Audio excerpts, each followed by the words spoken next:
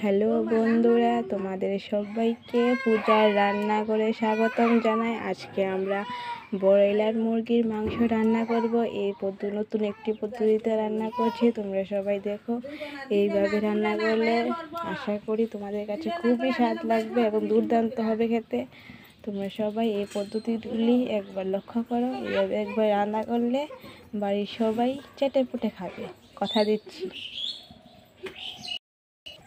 তো চলো দেখে ফেলি কীভাবে মাংসটা রান্না করছি আমি।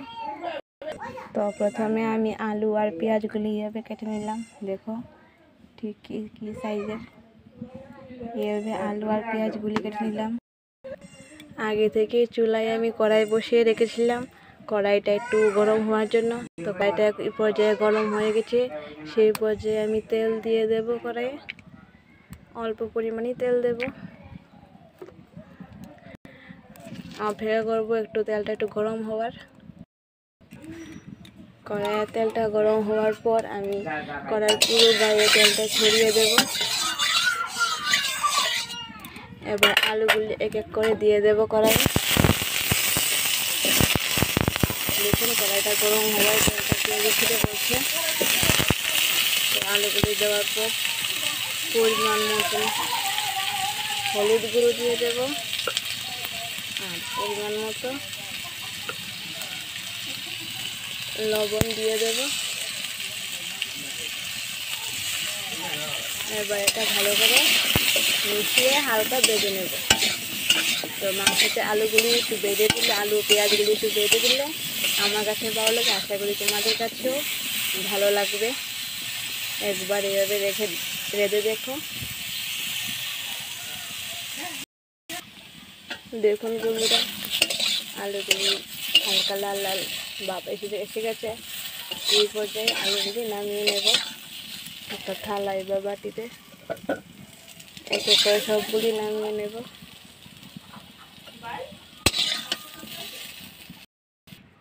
সবগুলি আলু নামিয়ে নিয়েছি। এবার কড়াইয়ে আর একটু তেল দিয়ে, অল্প তেল দেব। আমি অল্প তেলই রান্না করি, আপনার চাইলে একটু পরিমাণ বাড়াতে পারেন। তো এবার কেটে রাখা পেঁয়াজগুলি দিয়ে দিলাম, তার মধ্যে একটু হলুদ দিয়ে দিলাম। এটাতে লবণটা এই পর্যায়ে দেবেন না, লবণটা দিলে গোটাগুলি ছেড়ে দেবে।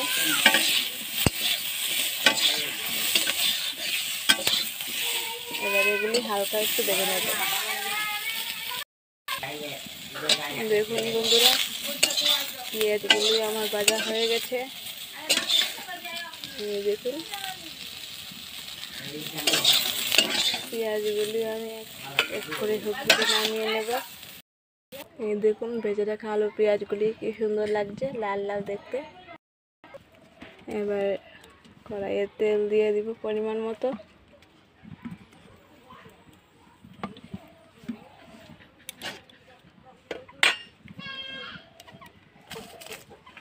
দিয়ে দেব দুটো শুকনো লঙ্কা।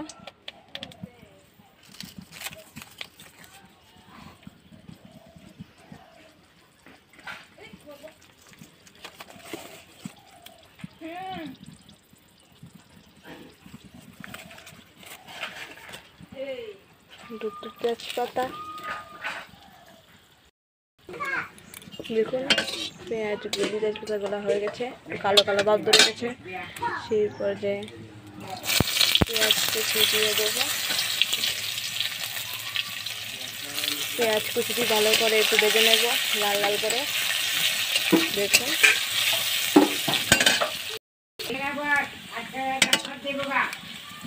দেখুন পেঁয়াজগুলি হালকা লাল লাল ভাব এসে গেছে। এই পর্যায়ে দিয়ে দেব রসুন বাটা।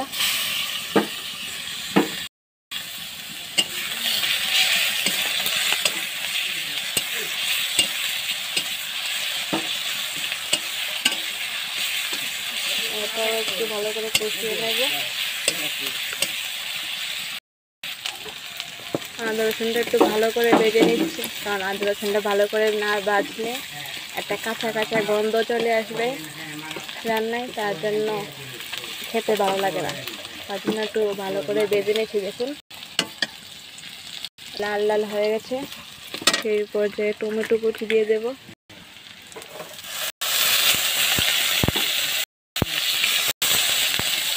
আমি এখানে একটি টমেটো নিয়েছি।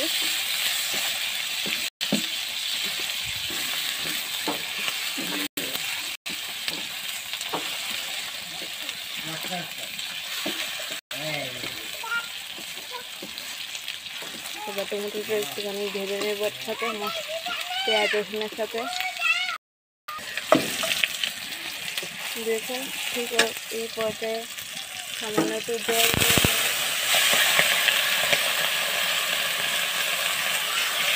জলটা দিয়ে মশলাগুলি দিলে জলটা দিয়ে মশলাগুলি দেওয়ার পর ফলে মশলাটা পুড়ে যাবে না। তার জন্য একটু জল দিলে মশলাটা ভালো হয়, কষাতে সুবিধা হয়।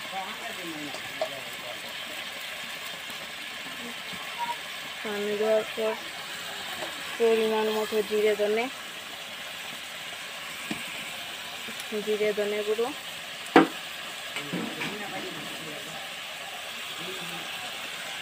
মরিচ গুঁড়ো।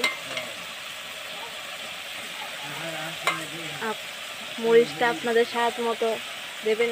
অনেকে একটু ঝাল বেশি খায়, একটু কম খায়, তো আপনাদের পরিমাণ মতো অনুযায়ী দেবেন মরিচের গুঁড়োটা।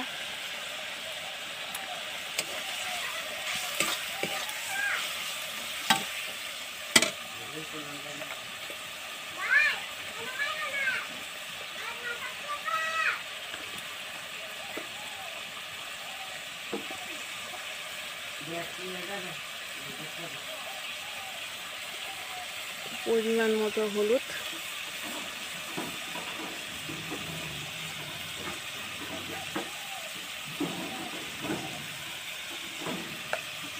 এবার সবগুলি মশলা ভালো করে কষিয়ে নেব। কারণ কথাই আছে, মশলা যত ভালো করে কষানো হবে তরকারির স্বাদটাও ততই বাড়ে। তাই মশলাটা ভালো করে কষিয়ে নেব। বাটি দেখুন এর পর্যায়ে দেখুন তেলটা মশলার গা থেকে ছেড়ে যাচ্ছে। এই পর্যায়ে বুঝে যাবেন আপনার মশলার কষানোটা ভালো হয়ে গেছে। ঠিক এই পর্যায়ে মাংসগুলো আমি ঢেলে দেবো। ঢেলে ভালো করে মাংসটাও কষিয়ে নেব। প্রথমে মাংসতে মশলাটা মিশিয়ে দিই।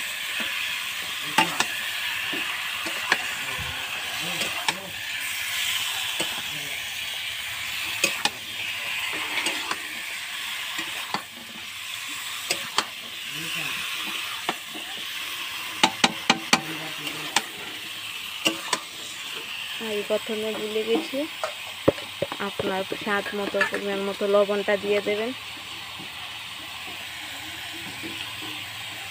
লবণটা চাইলে আপনি যখন মশলাটা কষাবেন তখনও দিয়ে দিতে পারেন বা পরও দিতে পারেন। তো আমি আগে ভুলে গেছি, তার জন্য এখন দিয়ে দিচ্ছি। মশলার সাথে মাংসটা মিশে গেছে।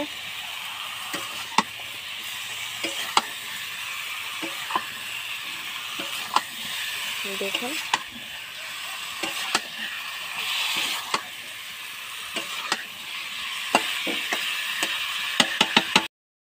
এইবার আমি আগে থেকে বেটে রাখা আলুগুলিও দিয়ে দেবো। পেঁয়াজটা এখন দেবো না, কারণ পেঁয়াজটা এখন দিলে পেঁয়াজের বাকলগুলি ছুঁড়ে যাবে। তার জন্য পেঁয়াজটা পরে দেবো। আলুটা দিয়ে ভালো করে কষিয়ে এখন একটা থালা বা আপনার কড়াইয়ে ফুলের মতো ঢাকনা যদি থাকে সেটা দিয়ে ডেকে দেবেন। আমার একটা থালা দিয়ে ডেকে দেবো। কিছুক্ষণ পর পর এটাকে একটু লাড়া দিব। কিছুক্ষণ পর চলে এলাম, ঢাকা সরিয়ে আবার একটু নেড়ে নেব।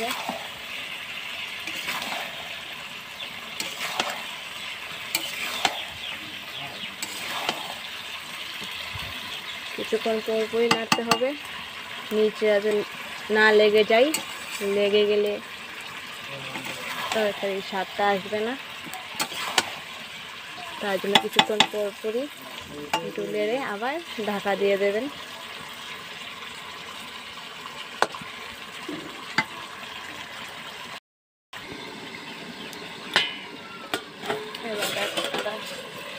আমি মাঝখানে আর দুবার উল্টে ফুলটে বেশি নিয়েছিলাম, এবার আবারও এলাম। দেখি আলুটা সিদ্ধ হয়েছে কিনা। দেখুন আলুটা সিদ্ধ হয়ে গেছে। এই পর্যায়ে ঢাকা দেওয়ার কোনো প্রয়োজন নেই। এবার একটু ভালো করে নেড়ে ছেড়ে নেব, যতক্ষণ না কড়াই গায়ে মাংসটা লেগে যাচ্ছে ততক্ষণ রেখে রেখে লাড়া দেবে। দেখুন বন্ধুরা, এখন কড়াই গায়ে গায়ে লেগে লেগে যাচ্ছে, তখন বুঝে নেব যে মাংসটা খানিকটা হয়ে গেছে। আপনারা চাইলে এইভাবেও খেতে পারবেন। এইভাবে খেতে কিন্তু খুব স্বাদ, দুর্দান্ত লাগে খেতে এইভাবে। আর যদি চান ঝোল দিতে, ঝোল দিয়ে রান্না করবেন, তখন ঝোল দিয়েও খুব খেতে টেস্টি হয়।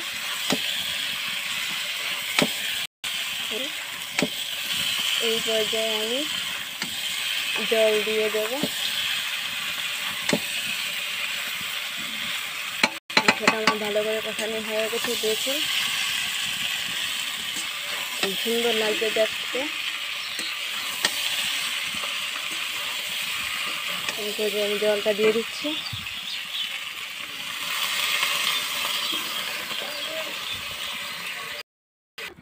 দেখুন আমি পরিমাণ মতন জল দিয়েছি। জলটা আপনাদের পরিমাণ মতন দেবেন, আপনারা কতটুকু ঝোল রাখবেন সেই পর্যন্ত জল দেবেন।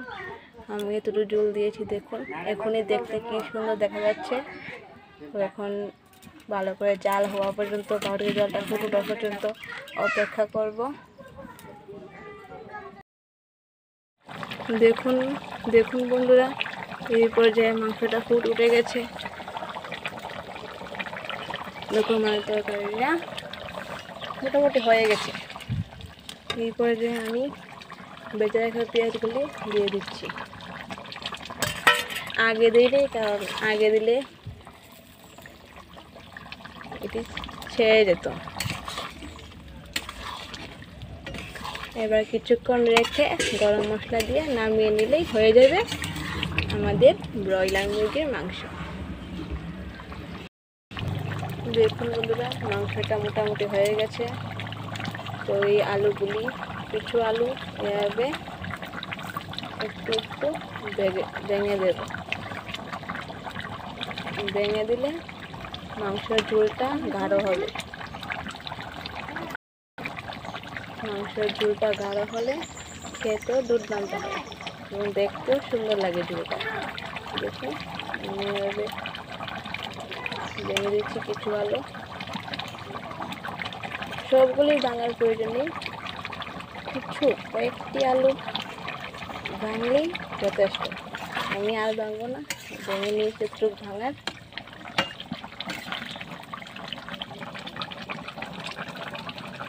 দেখুন তরকারি কালারটা কি সুন্দর লাগছে দেখতে।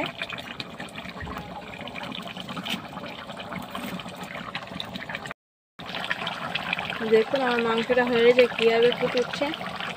এবার পরিমাণ মতো গরম মশলা গুঁড়ো দিয়ে দেব।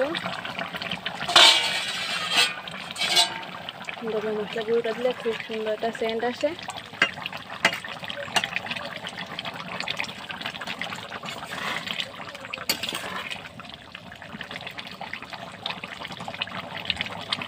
এবার কিছুক্ষণ রেখে আমি নামিয়ে নেব।